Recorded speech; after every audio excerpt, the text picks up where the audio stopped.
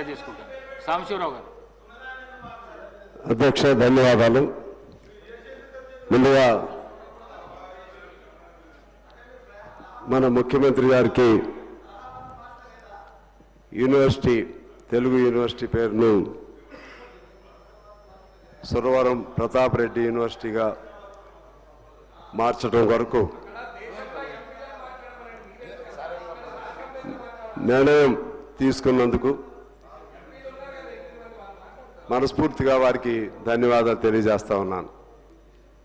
సురవరం ప్రతాప్ రెడ్డి గారి పేరు తెలుగు యూనివర్సిటీకి ఆవిష్కరణ చేసే సందర్భంలో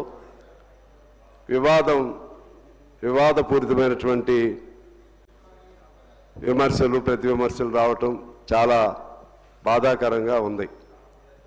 పొట్టి శ్రీరాములు గారంటే మనందరికీ గౌరవమే. వారు ముఖ్యమంత్రి గారు మంచి సముచితమైనటువంటి ఒక నిర్ణయాన్ని కూడా ఇప్పుడు చెప్పారు. ఈ రైల్వే సికింద్రాబాద్కి సంబంధించినటువంటి ఏదో ఒక కారిడార్కి వారి పేరు పెడతామని, అలాగే రోసయ్య గారి పేరుతో ప్రతి సంవత్సరం కొన్ని అధికారయుతంగా కార్యక్రమాలు చేస్తామని కూడా చెప్పడం జరిగింది. అంటే ఇక్కడ కులం అనేది పాయింట్ కాదు అధ్యక్ష. సురవరం ప్రతాప్ రెడ్డి గారు తెలంగాణలోనే ప్రథమ వైతాళికుడు అని చెప్పి అందరూ భారతదేశం యావత్తు అంగీకరించినటువంటిది వాస్తవమా కాదా? సురవరం ప్రతాప్ రెడ్డి గారు మొత్తం తెలంగాణ ప్రజల్లోనే ప్రథమ వైతాళికుడు ఆయన.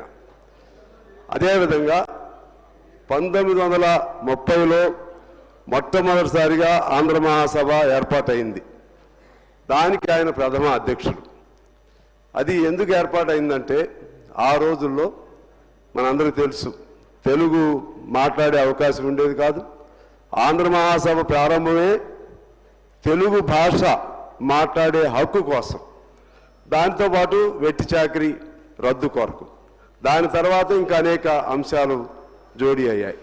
ఆ ఆంధ్ర మహాసభే అంతిమంగా ఆనాడు హైదరాబాదు రాష్ట్రం సాధించుకోవడానికి, అంటే కేంద్రం మన ఆనాడు భారతదేశంలో విలీనం కావటానికి చేసినటువంటి పోరాటానికి అంకురార్పణ చేసినటువంటి ఆంధ్ర మహాసభ ప్రథమ మహాసభకు సురవరం ప్రతాప్ రెడ్డి గారు అధ్యక్షత వహించారు.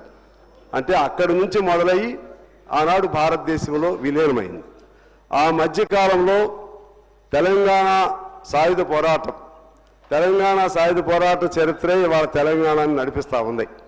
ఆ తెలంగాణ సాయుధ పోరాటానికి బీజాలు వేసింది కూడా ఆ ఆంధ్ర మహాసభ అధ్యక్ష రావినారాయణ రెడ్డి గారు కానీ, బద్దం మెల్లారెడ్డి గారు కానీ, మొగ్దుం మొహిద్దీన్ గారు కానీ, అక్కడ భాష లేదు, మతం లేదు, అందరూ కలిసి. ఇప్పుడు వేరే ఐలమ్మ గారి పేరు పెట్టారు, ఆమె కమ్యూనిస్ట్ బిడ్డే. అదేవిధంగా దొడ్డి కొమరయ్య కమ్యూనిస్ట్ బిడ్డ. అసలు ఈ తెలంగాణ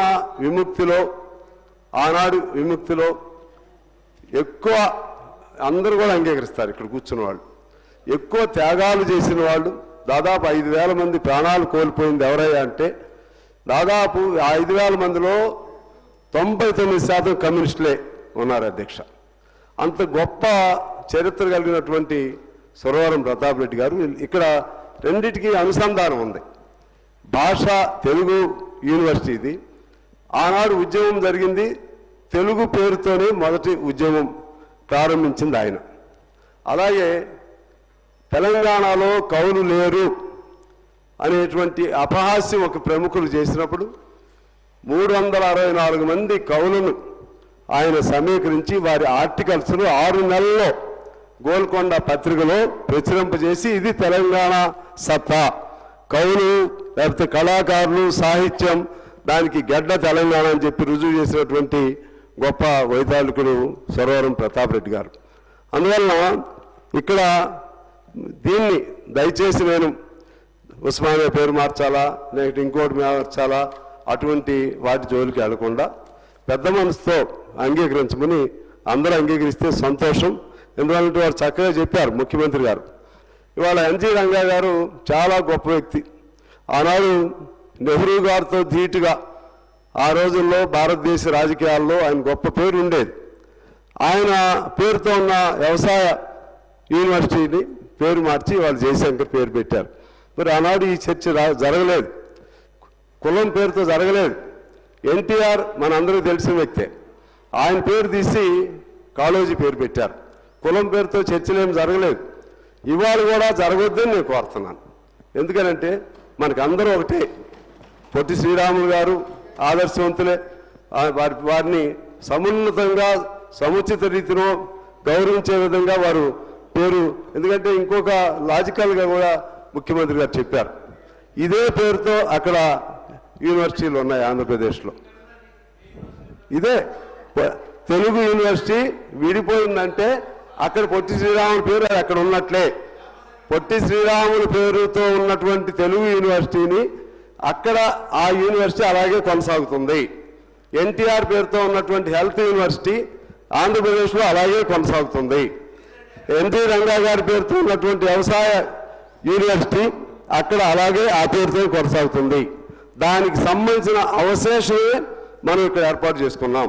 అందుకని దానిలో నుంచి చీలిగ్గా వచ్చినటువంటి ఈ భాగానికి మనం పేరు పెట్టుకోవడం జరిగింది. బిల్డింగులు అటువంటి అంటే కొత్తగా అక్కడ బిల్డింగ్ లేదు, ఇక్కడ ఉందంటే వాళ్ళు కట్టుకుంటారు. వాళ్ళు కూడా ఇప్పుడు నిన్న చంద్రబాబు గారు కూడా చెప్పారు, వారు పొట్టి శ్రీరాములు గారి పేరుతో ఘనంగా చేస్తామని. ఎందువల్లంటే ఇది ఒకరిపైన ఒకరి ద్వేషం అనేది కాదు అధ్యక్ష, ఇది ఆ ఉద్యమం అలా వచ్చింది. ఉద్యమం వచ్చినప్పుడు మనకు సంబంధించినటువంటి వాళ్ళందరూ గౌరవించుకోవాలి. మాకు సంబంధించిన ఒక అంశం మీకు చెప్తాను అధ్యక్ష. విశాలాంధ్ర పేరు మీరు విని ఉంటారు అధ్యక్ష. విశాలాంధ్ర ఆనాడు విశాలాంధ్రం తెలంగాణ అంటే హైదరాబాద్ సంస్థానం ఆంధ్రప్రదేశ్ రెండు కలిసి విశాలాంధ్రగా ఉండాలని పెద్ద ఎత్తున ఆనాడు ఉద్యమాలు చేశాం. మా పెద్దలందరూ చేశారు. ఆ ఉద్యమాల నేపథ్యంలోనే విశాలాంధ్ర పెద్ద మనుషుల ఒప్పందం ఇవన్నీ కూడా జరిగినాయి. విశాలాంధ్ర ఏర్పాటు అవడం జరిగింది.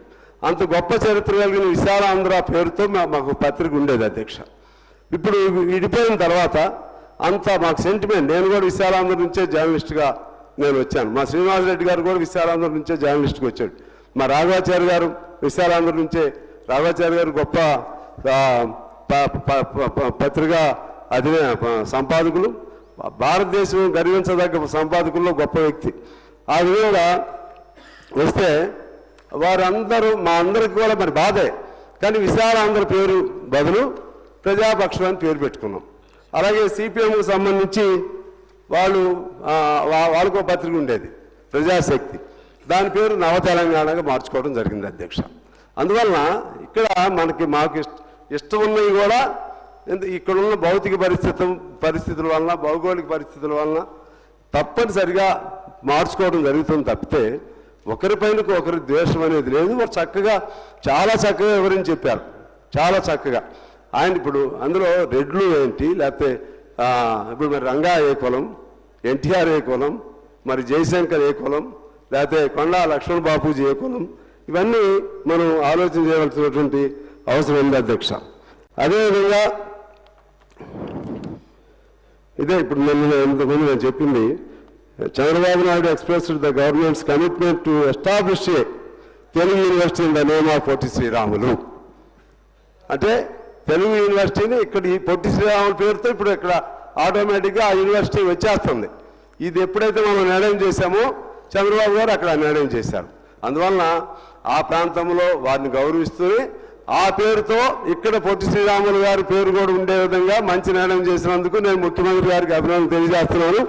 వారిని కూడా నేను కోరుతున్నాను, ఆంధ్రప్రదేశ్ వారిని కూడా కోరుతున్నాను. సురవరం ప్రతాప్ రెడ్డి గారి పేరు, జయశంకర్ గారి పేర్లు అక్కడ కూడా పెడితే బాగుంటుంది. ఆంధ్రప్రదేశ్లో ఇప్పుడు మనం పెడుతున్నాం, ఇక్కడ ఆ విధంగా పెడితే బాగుంటుందని నేను కోరుతూ, ఇక ఉస్మానియానా లేకపోతే అటుంటానికి దయచేసి వాటి జోలికి మనం వెళ్ళొద్దు.